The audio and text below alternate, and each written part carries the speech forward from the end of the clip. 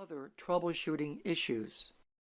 So let's go ahead and show an example of ipconfig for a computer. So at a command prompt, you just type in ipconfig and then you press enter. So here is the basic network configuration for this computer.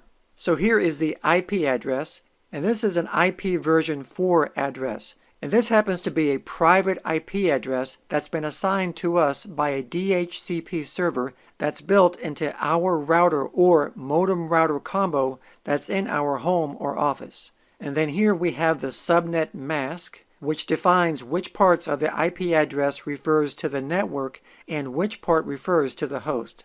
And then we have our default gateway.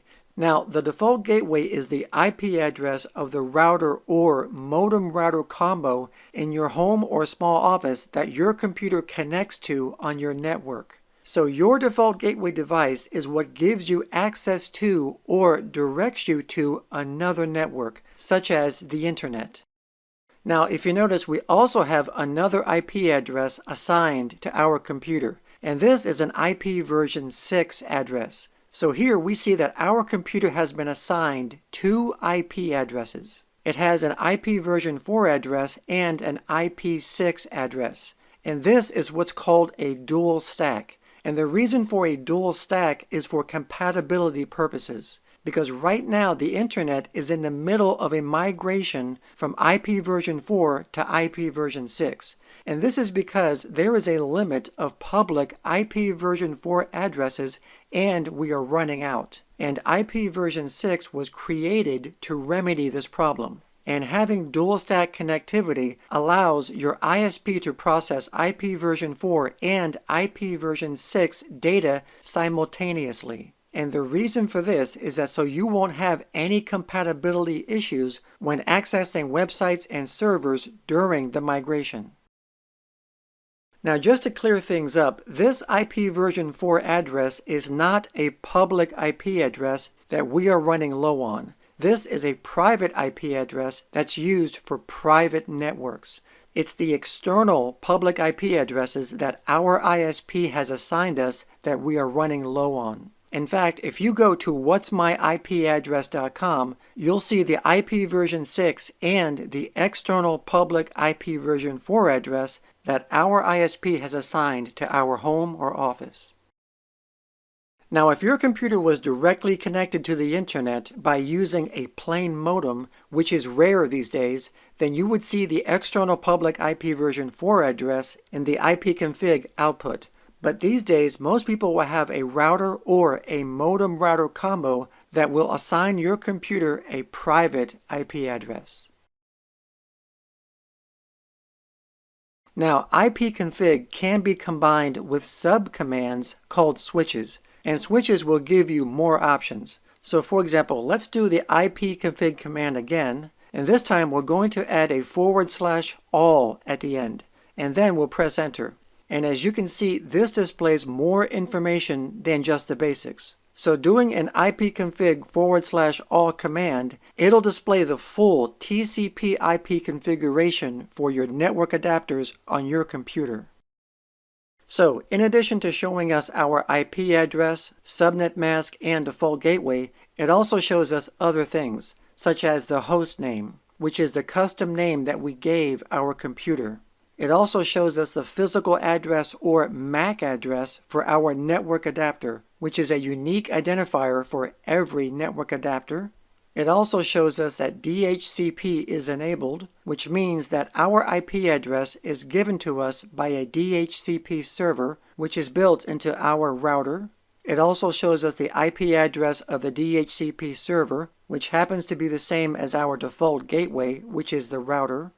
And here it shows us the date and time of when we obtained the lease for our IP address, along with its expiration. And it also shows us the IP address of the DNS server that our computer is using.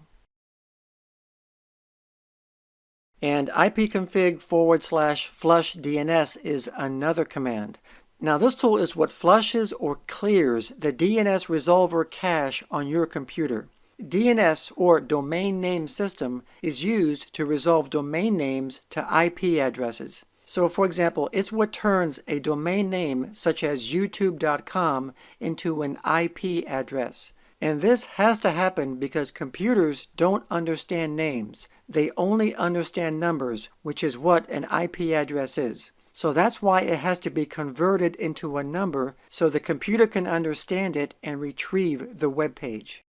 Now, operating systems cache or keep a history of resolved domain names and their IP addresses that you visited, and it keeps this record for a period of time. And the reason for this cache is to make web browsing faster, because when you want to visit a web page, such as youtube.com, your computer doesn't have to constantly go out to an external DNS server to resolve youtube.com to an IP address. It can just look at its internal DNS cache, which is a lot quicker.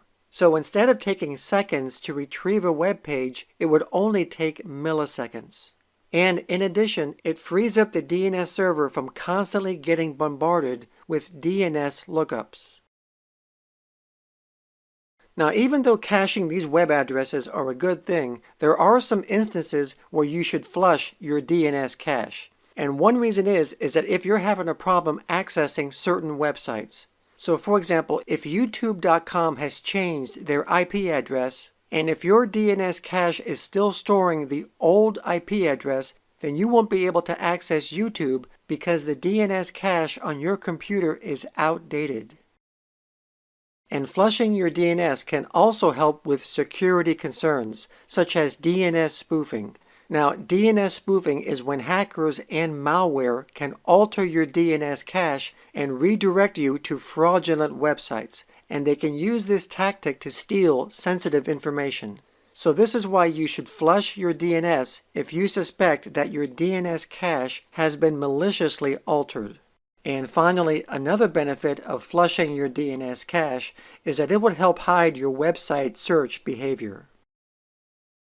Now, if you wanted to see what is actually stored in your DNS cache, you can use our next command, which is ipconfig /display DNS. And this will display the contents of the DNS resolver cache on your computer. Now, normally this would show a bunch of records, but in this example, I'm only going to show you one DNS record. So this DNS record is from youtube.com. And over here, you can see the time to live, or TTL, which is a number that limits the lifespan of this record. So the TTL will count down, and when it gets to 0, the record will be erased. And then here we see the IP address for youtube.com. And as I said before, if you wanted to empty the cache, just use the flush command again and it will clear it. And then if you display the DNS again, you'll see that the DNS cache is empty. So these are just a few switches that you can use with ipconfig. But if you wanted to see the full list of switches that are available, just type ipconfig / and then a question mark.